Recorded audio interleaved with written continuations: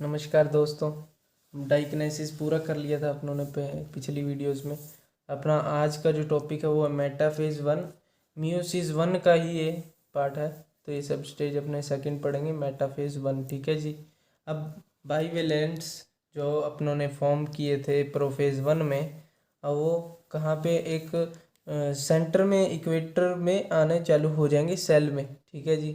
तो ये प्लेट बनाएंगे एक टाइप की, जैसे अपनों ने माइटोसिस में पढ़ा था कि ये मेटाफेज प्लेट बना रहे थे। ठीक है जी।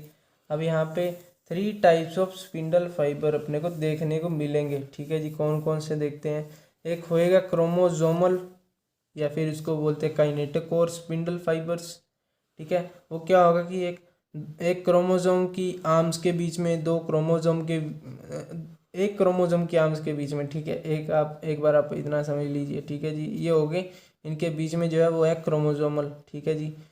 ठीक है। अब है सपोर्टिंग या फिर कंटिन्यूस स्पिंडल फाइबर्स, जो कि सेंट्रियोल से निकल कर कहाँ पे एक क्रोमोसोम की आर्म पे जाएंगे। ठीक है जी। अब लास्ट में अपना है इंटरजोनल, जो कि इंटरजोनल मतलब इनके बीच में, उनको छोड़ के दो क्रोमोसोम के बीच में मान सकते हो आप। ठीक है। या फिर कोई साइड में जो भी है उस फेज में जो बने हैं वो इंटरजोनल है। ठीक है। एक हिसाब से ये 3 टाइप ऑफ अपने पास स्पिंडल फाइबर बनेंगे। ठीक है जी। तो अब अगला अपना सब स्टेज है, यह स्टेज है एनाफेज वन। ठीक है। म्यूसिस वन का। अब यहाँ पे क्रोमोसोमल फाइबर जो हैं वो कॉन्ट्रैक्ट हो जाएंगे, इंटरजोनल जो फाइबर्स हैं वो एक्सपेंड हो जाएंगे। हम पढ़ लेते हैं पूरे पॉइंट को, अपने क्या समझाने की कोशिश कर रहा है। Chromosomal fibres contracts and interzonal fibres expands, so homologous chromosomes segregate from each other and move towards the opposite poles. अब देखें, पहले आराम से समझें आप इस पॉइंट का मतलब कि जो क्रोमोसोमल फाइबर थे, कौन से थे क्रोमोसोमल फाइबर, जो कि क्रोमोसोम के बीच में थे। ठीक है। अब वो क्रोमोसोम के बीच में जो आर्म्स में थे एक क्रोमोसोम में, वो होंगे कॉन्ट्रैक्ट, यानी वो थोड़े से कॉन्ट्रैक्ट यानी मतलब एक हिसाब से ख़त्म होने लगेंगे। ठीक है।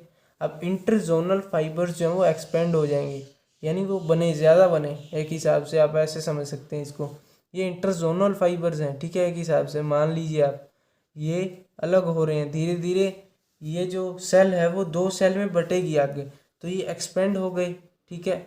और जो मतलब दूसरे थे जो मतलब इसको कॉन्ट्रैक्ट, वो कॉन्ट्रैक्ट होंगे क्रोमोसोमल फाइबर्स। ठीक है। तो ही करके वो जो ख़त्म हुए, तो ही करके वो अलग हुई चीज़, वो कॉन्ट्रैक्ट होगी तो अलग हो जाएगी चीज़। ठीक है।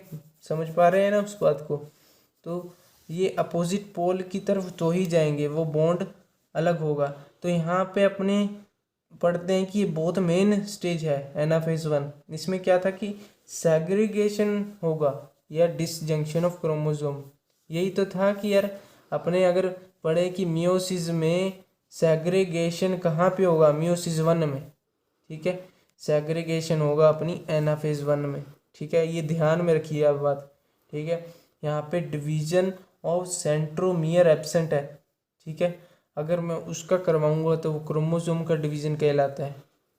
ठीक है। सेंट्रोमियर मतलब कि वो जो सेंट्रोमियर यार ये वाला, ये आर्म के बीच में ये सेंट्रोमियर है, ये काइनेटोकोर, ये डिवीजन ऑफ क्रोमोसोम कहलाता है। ठीक है। अपने ये नहीं करवा रहे, अपने इसको अलग अलग करवा रहे हैं, सेग्रीगेट करवा रहे हैं भाई साहब।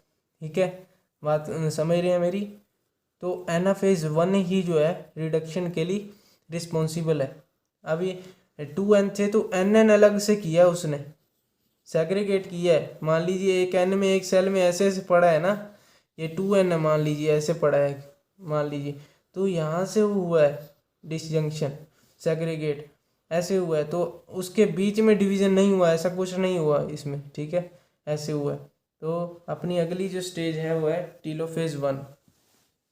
चलिए दोस्तों, अब अब टीलोफेज ये सेम होगी जैसी माइटोसिस में थी, जैसे अपने सब कुछ रीअपीयर होगा। ठीक है। रीअपीयर होगा due to the formation of the nuclear membrane. ठीक है। Conduction of the cell is called the dyad of the cell. मतलब क्या है इसका कि न्यूक्लियर एम्ब्रेन जो कंडक्शन करवाएगा ना वो एक डायाड बन जाएगा एक हिसाब से। अब न्यूक्लियर एम्ब्रेन जो आएगी टीलोफेज में अब फॉर्मेशन होगा, वो एक कंडक्ट करवाएगा सेल में सभी कुछ, कि वापस जो सब कुछ आएगा अपने पास वो कैसे कैसे आएगा, किस हिसाब से।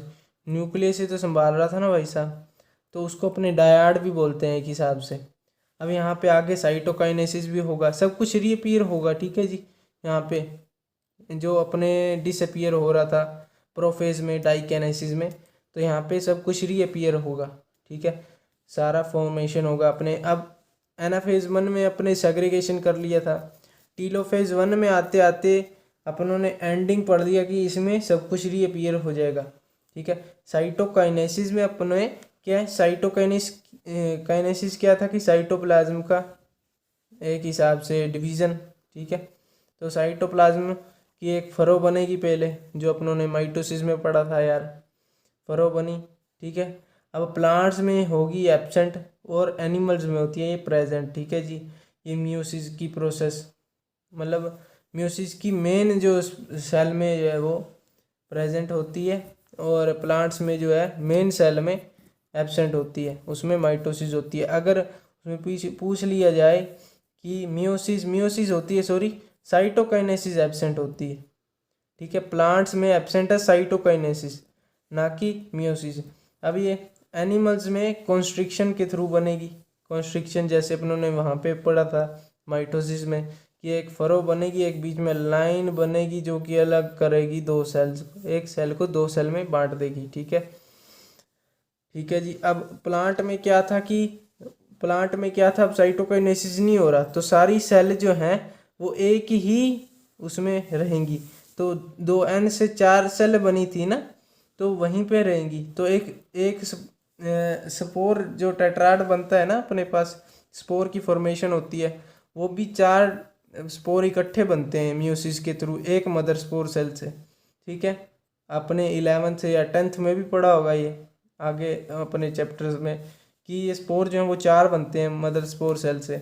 तो ये 4 इसी की वजह से बनते हैं भाई साहब कि यहाँ पे साइटोकाइनेसिस नहीं हुआ, ठीक है जी। वो पोलन ग्रेन उसका एक एग्जांपल है कि टेट्राड बनता है उसका हमेशा। तो चलिए अब आगे देखते हैं अपने।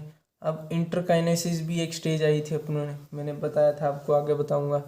अब इंटरकाइनेसिस क्या है कि मियोसिस 1 और मियोसिस 2 के बीच में जो गैप है ना, उसको अपनों ने इंटरकाइनेसिस बोला है, ठीक है। इसमें होता क्या है कि प्रिपरेशन होती है मियोसिस 2 के लिए, लेकिन अपने इसको इंटरफेस क्यों नहीं बोलते, क्योंकि इसमें डीएनए की रेप्लिकेशन एब्सेंट है, ठीक है।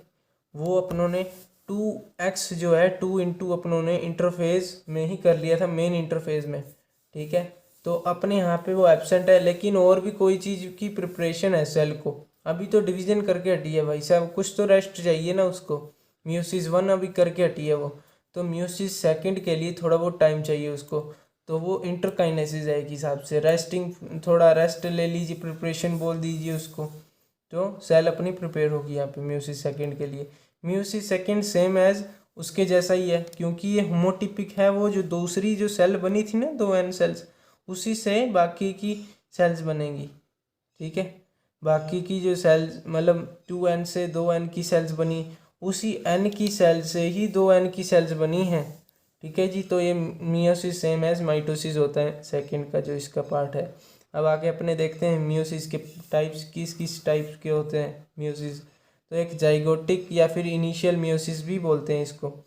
जब जो मियोसिस है वो जाइगोट के मतलब एक हिसाब से जाइगोट को इनिशिएट करवाता है, बढ़ाता है उसकी ग्रोथ को, तो अपने जाइगोटिक मियोसिस भी बोलते हैं उसको। तो एक सेल से 4 सेल बनती हैं उसकी, ठीक है, 4 से फिर आगे आगे फर्दर उसकी जाइगोट में जैसे फॉर्मेशन होता रहता है, सेल्स बढ़ती रहती हैं, ठीक है। अब अगला अपना है स्पोरिक मियोसिस या फिर इंटरमीडिएट मियोसिस।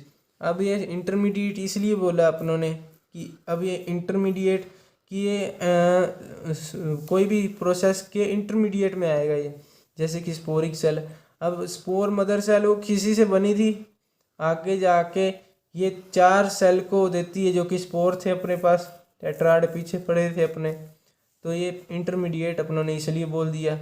अब ये all plants except Thallophyta, Thallophyta जो ही वो चिपटा सा होता है ना पानी के ऊपर, अपने थैलस सा दिखता है अपने को, पूरा डिस्टिंग्विशन अपने को नहीं पता लगता, मतलब बस थैलस, थैलस मतलब एक फैलाव हुआ स्ट्रक्चर जो ढका हुआ पानी को, सरफेस को थोड़ा ऊपर से, वो थैलोफाइटा था, उसमें अपने को मिलेगा नहीं।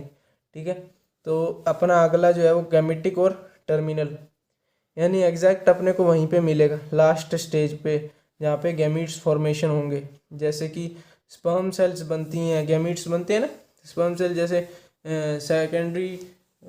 सेकेंडरी माइटोसिस में, सेकेंडरी मियोसिस में बनते थे, प्राइमरी डिवीजन होता था उसका, फिर सेकेंडरी होता था स्पर्म सेल का, फिर मेन जो स्पर्म सेल से 4 सेल बनते थे मियोसिस के, वो गैमेटिक और टर्मिनल मियोसिस था। उसमें से एक सेल फिर मैच्योर होके मेन स्पर्म सेल बनाती थी, अगर आपको ध्यान हो तो अपने रिप्रोड्यूस सेल में, जो कि स्पर्म सेल था ना जैसे बनता था, तो 4 सेल में से एक जो सेल थी ना वो स्पर्म बनती थी, मेन स्पर्म, और जो पहले जो सेल थी जो मदर स्पर्म सेल थी, कोई भी मान लीजिए आप, तो उससे 4 सेल बनी थी ना, तो वो 4 सेल में से एक ही जो है अच्छे से होगी डेवलप।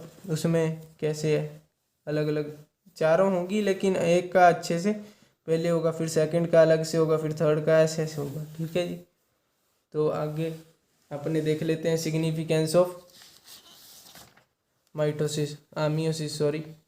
तो सिग्निफिकेंस क्या है देख लेते हैं। पहला जो क्या है इसका कि constant number of chromosomes in the sexually reproducing organisms, जैसे n से n था वो 2n में कन्वर्ट हुआ जाइगोट। ठीक है, ये जाइगोट है। ठीक है, ये पेरेंट था। अब गैमीट्स के पास भी सेम नंबर ऑफ क्रोमोसोम है। ठीक है ना, तो ये n और n 4 टाइप के वो n बना दिए। ठीक है, ये भी हैप्लॉइड और बाकी सभी चारों सेल्स भी हैप्लॉइड, सिर्फ जाइगोट जो है वो 2n का है। तो मियोसिस की मदद से ही हुआ। ठीक है जी, अब अपना अगला जो मेन पॉइंट है सबसे, वो क्या है कि क्रॉसिंग ओवर हुआ था, पेयरिंग हुई थी, वेरिएशन आया था, जो कि माइटोसिस में नहीं हुआ था। ठीक है, ये बात जो है वो अलग करती है मियोसिस को माइटोसिस से। तो यहाँ पे एक्सचेंज हुआ ना जीन्स का, तो वेरिएशन हुई, जिसकी वजह से इवोल्यूशन हुआ, कोई भी रॉ मटेरियल का वो इवोल्यूट हुआ। तो इवोल्यूट होके जो बेहतर ऑर्गेनिज्म या अडेप्टेशन उसको कह सकते हैं, अपने अडेप्ट भी हो सकता है इसकी वजह से। कोई भी आने वाली स्पीशीज़ है जो मियोसिस की वजह से जो है वो अडेप्टिव ज़्यादा हो सकती है। ठीक है, तो चलिए आज का वीडियो अपना यहीं पे एंड होता है। जाने से पहले अगर वीडियो आपको अच्छा लगा तो लाइक करें, शेयर करें, कमेंट करें और सब्सक्राइब करें।